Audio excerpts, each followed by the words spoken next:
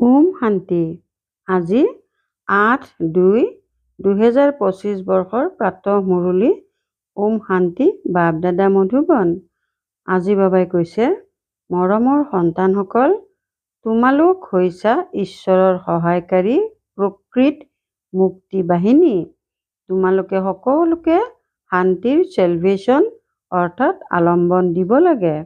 প্ৰশ্ন, তোমালোক সন্তানসকলৰ পৰা যেতিয়া কোনোবাই শান্তিৰ চেলভেশ্যন বিচাৰে তেতিয়া তেওঁলোকক কি বুজাব লাগে? উত্তৰ, তেওঁলোকক কোৱা, পিতাই কয় কি এতিয়া ইয়াতেই তোমালোকক শান্তি লাগে? এয়া কোনো শান্তিধাম নহয়। শান্তিটো শান্তিধামতহে হ'ব পাৰে, যাক মূল লোক বুলি কোৱা হয়। আত্মাৰ যেতিয়া শৰীৰ নাথাকে তেতিয়া শান্তি থাকে। সত্য যুগত পবিত্ৰতা, সুখ, শান্তি সকলো আছে। পিতাহে আহি এই উত্তৰাধিকাৰ দিয়ে। তোমালোকে পিতাক স্মৰণ কৰা। ওম শান্তি। আত্মিক পিতাই বহি আত্মিক সন্তানসকলক বুজায়, সকলো মনুষ্য মাত্ৰেই এইটো জানে যে মোৰ ভিতৰত আত্মা আছে। জীৱ আত্মা বুলি কয় নহয়। প্ৰথমে আমি আত্মা, পাছত শৰীৰ প্ৰাপ্ত হয়। কোনেও নিজৰ আত্মাক দেখা নাই, কেৱল ইমানেই বুজি পায় যে আত্মা হয়। যেনেকৈ আত্মাক জানে, দেখা নাই, তেনেকৈ পৰম পিতা পৰমাত্মাৰ কাৰণেও কয়, পৰম আত্মা মানে পৰমাত্মা, কিন্তু তেওঁক দেখা নাই, নিজকো দেখা নাই আৰু পিতাকো দেখা নাই।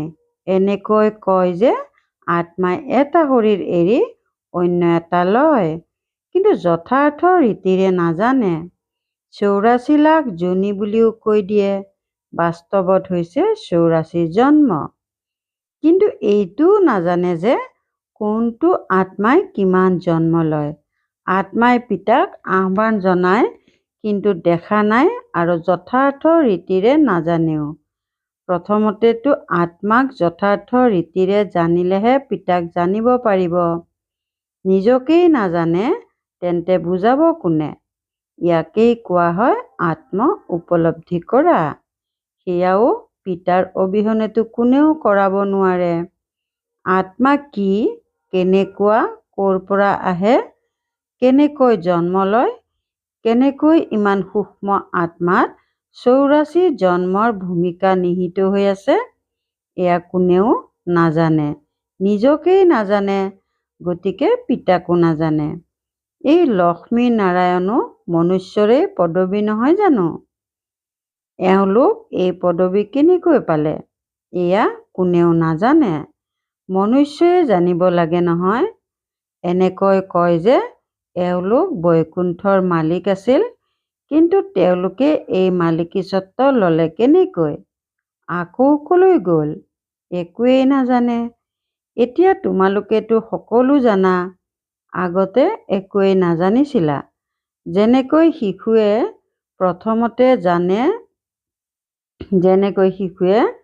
প্ৰথমতে জানে জানো যে বেৰিষ্টাৰ কি? পঢ়ি পঢ়ি বেৰিষ্টাৰ হৈ যায়। গতিকে এই লক্ষ্মী নাৰায়ণো পঢ়াৰ দ্বাৰাই হৈছে। বেৰিষ্টাৰ, ডাক্তৰ আদি সকলোৰে কিতাপ থাকে। এওঁলোকৰ কিতাপ আকৌ হৈছে গীতা। সেয়াও কোনে শুনালে, ৰাজযোগ কোনে শিকালে, এয়া কোনেও নাজানে। তাত নাম সলনি কৰি দিলে। শিৱ জয়ন্তীও পালন কৰে। তেৱেই আহি তোমালোকক কৃষ্ণপুৰীৰ মালিক কৰি তোলে। শ্ৰীকৃষ্ণ স্বৰ্গৰ মালিক নাছিল জানো? কিন্তু স্বৰ্গকো নাজানে। নহ'লেনো এনেকৈ কিয় কয় যে শ্ৰীকৃষ্ণই দাপৰত গীতা শুনাইছিল? শ্ৰীকৃষ্ণক দাপৰত লৈ গ'ল। লক্ষ্মীনাৰায়ণক সত্যযুগত, ৰামক ত্ৰেতাত। উপদ্ৰৱ লক্ষ্মীনাৰায়ণৰ ৰাজ্যত নেদেখুৱায়। শ্ৰীকৃষ্ণৰ ৰাজ্যত কংস, ৰামৰ ৰাজ্যত ৰাৱণ আদি দেখুৱায়। এইটো কোনেও নাজানে যে ৰাধাকৃষ্ণই লক্ষ্মীনাৰায়ণ হয়গৈ। একেবাৰে অজ্ঞান অন্ধকাৰত আছে। অজ্ঞানক অন্ধকাৰ বুলি কোৱা হয়, জ্ঞানক আলোক বুলি কোৱা হয়। এতিয়া আলোকিত কৰাওঁতাজন কোন? তেওঁ হৈছে পিতা। জ্ঞানক দিন, ভক্তিক ৰাতি বুলি কোৱা হয়। এতিয়া তোমালোকে বুজি পোৱা এই ভক্তি মাৰ্গো জন্ম জন্মান্তৰ চলি আহিছে, চিৰি নামি আহিছে। ক'লা কম হৈ গৈ থাকে, ঘৰ নতুনকৈ সজা হয়, আকৌ দিনে প্ৰতিদিনে আয়ুস কম হৈ গৈ থাকিব। 3/4 পুৰণা হ'লে তেন্তে তাক পুৰণা বুলিয়েই কোৱা হ'ব। সন্তানসকলৰ প্ৰথমতেতো এইটো নিশ্চয় জন্মিব লাগে যে এওঁ সকলোৰে পিতা, যিয়ে সকলোৰে সদ্গতি কৰে, সকলোৰে কাৰণে পাঠো পঢ়ায়, সকলোকে মুক্তিধামলৈ লৈ যায়। তোমালোকৰ ওচৰত লক্ষ্য উদ্দেশ্য আছে। তোমালোকে এই পাঠ পঢ়ি গৈ নিজৰ আসনত বহিবা। বাকী সকলোকে মুক্তিধামলৈ লৈ যাম। চক্ৰৰ ওপৰত যেতিয়া বুজোৱা, তেতিয়া তাত দেখুওৱা হয় যে সত্যযুগত এই অনেক ধৰ্ম নাথাকে। সেই সময়ত সেই আত্মাসকল নিৰাকাৰ সৃষ্টিত থাকে। এইটোতো তোমালোকে জানা যে এই আকাশখন শূন্য। বায়ুক বায়ু বুলিয়েই ক'ব, আকাশক আকাশ। এনেকুৱা নহয় যে সকলো পৰমাত্মা। মনুষ্যই ভাবে যে বায়ুতো ভগৱান আছে, আকাশতো ভগৱান আছে। এতিয়া পিতাই বহি সকলোবোৰ কথা বুজায়। পিতাৰ ওচৰত জন্মটো ল'লা, আকৌ পঢ়ায় কোনে? পিতাইহে আত্মিক শিক্ষক হৈ পঢ়ায়। বাৰু, পঢ়া সম্পূৰ্ণ কৰিলে তেতিয়া লগত লৈ যাম, পুনৰ তোমালোক ভূমিকা পালন কৰিবলৈ আহিবা। সত্যযুগত পোনপ্ৰথমে তোমালোকেই আহিছিলা। এতিয়া পুনৰ সকলো জন্মৰ অন্তিমত আহি উপস্থিত হৈছা। আকৌ প্ৰথমত আহিবা। এতিয়া পিতাই কয়, দৌৰ লগোৱা, যথা ৰীতিৰে পিতাক স্মৰণ কৰা, অন্যকো পঢ়াব লাগে। নহ'লে ইমানবোৰক পঢ়াব কোনে?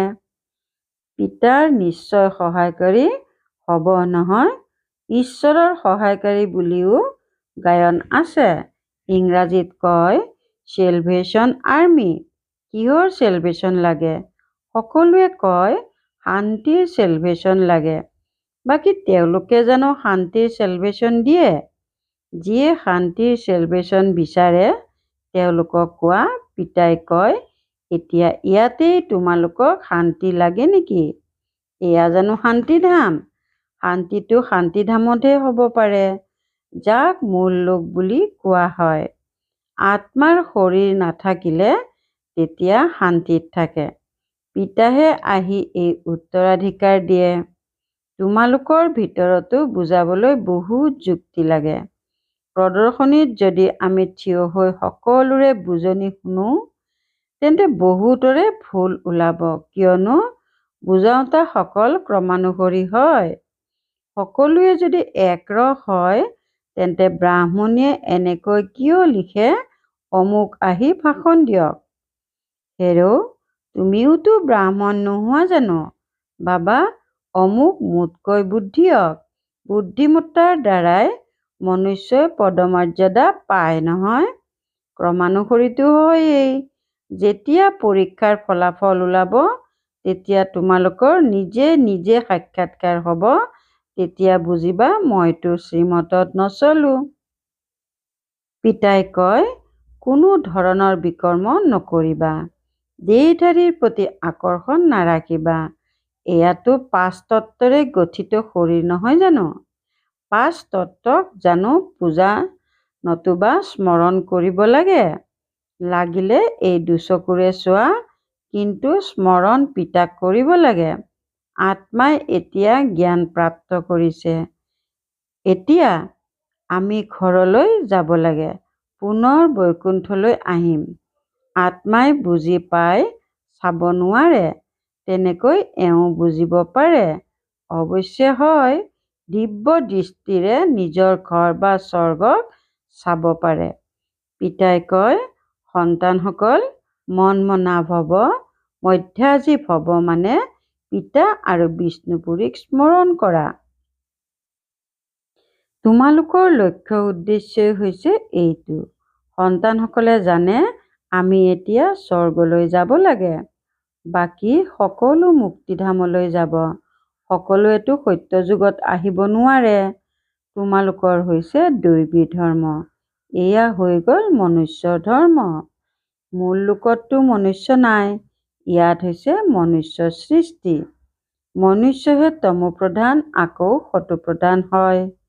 তোমালোক প্ৰথমে শূদ্ৰ বৰ্ণত আছিলা, এতিয়া ব্ৰাহ্মণ বৰ্ণত আছা। এই বৰ্ণবোৰ কেৱল ভাৰতবাসীৰ, আৰু কোনো ধৰ্মকে এনেকৈ কোৱা নহয়। ব্ৰাহ্মণ বংশী সূৰ্যবংশী। এই সময়ত সকলো শূদ্ৰ বৰ্ণৰ জৰ্জৰিত অৱস্থা প্ৰাপ্ত কৰিছে। তোমালোক পুৰণা হৈ যোৱা বাবে গোটেই বৃক্ষ জৰ্জৰিত তমোপ্ৰধান হৈ গৈছে। আকৌ গোটেই বৃক্ষজোপা জানো সতোপ্ৰধান হৈ যাব? সতোপ্ৰধান নতুন বৃক্ষততো কেৱল দেৱী দেৱতা ধৰ্মাৱলম্বীসকলহে আছে। পুনৰ তোমালোক সূৰ্যবংশীৰ পৰা চন্দ্ৰবংশী হৈ যোৱা। পুনৰ জন্মটো লোৱা নহয়। আকৌ বৈশ্য শূদ্ৰ বংশী। এই সকলোবোৰ নতুন কথা। আমাক পঢ়াওঁতাজন হৈছে জ্ঞানৰ সাগৰ। তেওঁৱেই পতিত পাৱন সকলোৰে সদ্গতিদাতা। পিতাই কয়, তোমালোকক জ্ঞান মই দিওঁ। তোমালোক দেৱী দেৱতা হৈ যোৱা, তেতিয়া এই জ্ঞান নাথাকে। জ্ঞান দিয়া হয় অজ্ঞানীসকলক। সকলো মনুষ্য অজ্ঞান অন্ধকাৰত আছে। তোমালোক আছা আলোকত। এওঁৰ 84 জন্মৰ কাহিনী তোমালোকে জানা। তোমালোক সন্তানসকলৰ গোটেই জ্ঞান আছে। মনুষ্যইতো কৈ দিয়ে, ভগৱানে এই সৃষ্টি ৰচিলেই বা কিয়? মোক্ষ অৰ্থাৎ মুক্তি পাব নোৱাৰিনে? হেৰৌ, এইখনতো ৰচি থোৱা খেল, অনাদি ড্ৰামা নহয় জানো? তোমালোকে জানা আত্মাই এটা শৰীৰ এৰি অন্য এটি লয়। ইয়াত চিন্তা কৰাৰ দৰকাৰেই বা কি? আত্মাই গৈ নিজৰ পৰৱৰ্তী ভূমিকা পালন কৰিলে কন্দাৰ কথা তেতিয়াহে আহে, যেতিয়া পুনৰ বস্তুটো উভতাই পাব পাৰা। উভতিটো নাহে, গতিকে কান্দিলে কি লাভ? এতিয়া তোমালোক সকলো মোহজিত হ'ব লাগে। সমাধিস্থলৰ প্ৰতি কি মোহ ৰাখিব লাগে? ইয়াততো দুখেই দুখ। আজি সন্তান আছে, কাইলৈ সন্তানো এনেকুৱা হৈ যায় যে পিতাকৰ বদনাম কৰিবলৈও দেৰি নকৰে। পিতাকৰ সৈতেও কাজিয়া কৰিবলৈ লাগি যায়। ইয়াকেই কোৱা হয় অনাথৰ জগত। কোনো গৰাকী নাই যিয়ে শিক্ষা দিব। পিতাই যেতিয়া এনেকুৱা অৱস্থা দেখা পায়, তেতিয়া অনাথৰ পৰা সনাথ কৰি তুলিবলৈ আহে। পিতাহে আহি সকলোকে সনাথ কৰি তোলে। নাথ অৰ্থাৎ প্ৰভু আহি সকলো কাজিয়া দূৰ কৰি দিয়ে। সত্যযুগত কোনো ধৰণৰ কাজিয়া নহয়, গোটেই সৃষ্টিৰ কাজিয়া দূৰ কৰি দিয়ে। পুনৰ জয় জয়কাৰ হৈ যায়। ইয়াত সংখ্যাগৰিষ্ঠতা মাতাসকলৰ। দাসী বুলিও এওঁলোকেই ভাবে। বিবাহপাশত আবদ্ধ হোৱাৰ সময়ত কয়, তোমাৰ স্বামীয়েই ঈশ্বৰ গুৰু আদি সকলো। প্ৰথমে শ্ৰীযুত, পাছত শ্ৰীযুতা। এতিয়া পিতা আহি মাতাসকলক আগত ৰাখে। তোমালোকৰ ওপৰত কোনেও বিজয় প্ৰাপ্ত কৰিব নোৱাৰে। তোমালোকক পিতাই সকলো কায়দা শিকাই আছে। মৌজিত ৰজাৰ এটা কাহিনী আছে। সেই সকলোবোৰ মনে সজা কাহিনী। সত্যযুগততো অকাল মৃত্যু নহয়েই। নিৰ্দিষ্ট সময়ত এটা শৰীৰ এৰি আন এটা লয়। সাক্ষাৎকাৰ হয়। এতিয়া এই শৰীৰ বৃদ্ধি হ'ল, আকৌ নতুন হ'ব লাগে। গৈ শিশু হ'ব লাগে। আনন্দেৰে শৰীৰ ত্যাগ কৰে। ইয়াততো যিমানেই বৃদ্ধ নহওক, ৰোগী নহওক, এনেকৈ ভাবেও যে এই শৰীৰ এৰিব পাৰিলেই ভাল। কিন্তু তথাপিও মৰাৰ সময়ত নিশ্চয় কান্দিব। পিতাই কয়, এতিয়া তোমালোক এনেকুৱা ঠাইলৈ গৈ আছা য'ত কন্দাৰ নামেই নাই। তাততো আনন্দই আনন্দ থাকে। তোমালোকৰ কিমান অপাৰ বেহদৰ আনন্দ থাকিব লাগে। বাহ, আমি বিশ্বৰ মালিক হ'মগৈ। ভাৰত গোটেই বিশ্বৰেই মালিক আছিল, এতিয়া খণ্ড খণ্ড হৈ গ'ল। তোমালোকেই পূজ্য দেৱতা আছিলা, আকৌ পূজাৰী হৈ যোৱা। ভগৱান জানো নিজেই পূজ্য, নিজেই পূজাৰী হয়? যদি তেওঁ পূজাৰী হয়, তেন্তে আকৌ পূজ্য কোনে কৰি তুলিব? ড্ৰামাত পিতাৰ ভূমিকাই ভিন্ন। জ্ঞান সাগৰ এজনেই, সেই এজনৰেই মহিমা আছে। যিহেতু জ্ঞানৰ সাগৰ হয়, তেন্তে কেতিয়া আহি জ্ঞান দিব যে সদ্গতি হৈ যাব?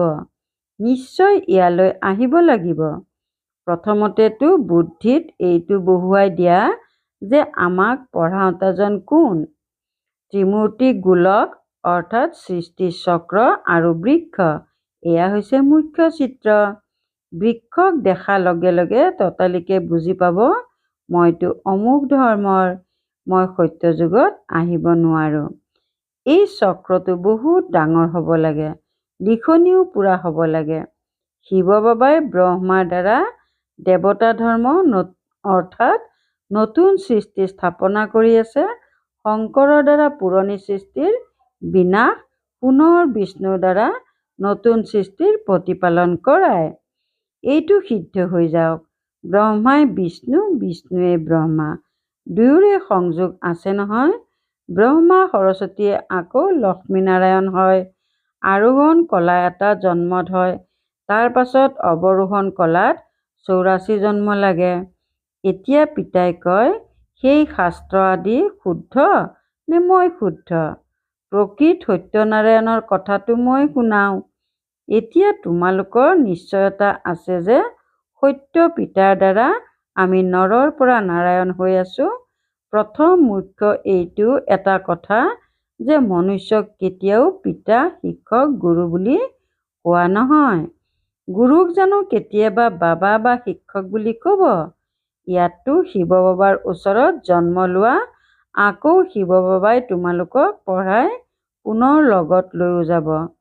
মনুষ্যটো এনেকুৱা কোনো হ'ব নোৱাৰে যাক পিতা, শিক্ষক, গুৰু বুলি কোৱা হ'ব। এয়াতো এজনেই পিতা, তেওঁক কোৱা হয় পৰম পিতা। লৌকিক পিতাক কেতিয়াও পৰম পিতা বুলি কোৱা নহয়।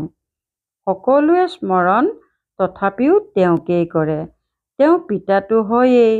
দুখত সকলোৱে তেওঁক স্মৰণ কৰে, সুখত কোনেও নকৰে। গতিকে সেইজন পিতাহে আহি স্বৰ্গৰ মালিক কৰি তোলে। ভাল বাৰু, অতি মৰমৰ কল্পৰ পাছত পুনৰাই মিলিত হোৱা সন্তানসকলৰ প্ৰতি মাতা পিতা, বাপ দাদাৰ স্নেহপূৰ্ণ স্মৰণ আৰু সুপ্ৰভাত। আত্মিক পিতাৰ আত্মিক সন্তানসকলক নমস্কাৰ। ধাৰণাৰ বাবে মুখ্য সাৰ 1 নম্বৰ, 5 তত্ত্বৰে গঠিত এই শৰীৰক দেখিও স্মৰণ পিতাক কৰিব লাগে। কোনো দেহধাৰীৰ প্ৰতি আসক্তি ৰাখিব নালাগে, কোনো বিকৰ্ম কৰিব নালাগে। 2 নম্বৰ, এই ৰচি থোৱা ড্ৰামাখনত প্ৰত্যেক আত্মাৰে অনাদি ভূমিকা আছে। আত্মাই এটা শৰীৰ এৰি অন্য এটা লয়, সেয়েহে শৰীৰ ত্যাগ কৰিলে চিন্তা কৰিব নালাগে, মোহিত হ'ব নালাগে। বৰদান, সম্পূৰ্ণ আহুতিৰ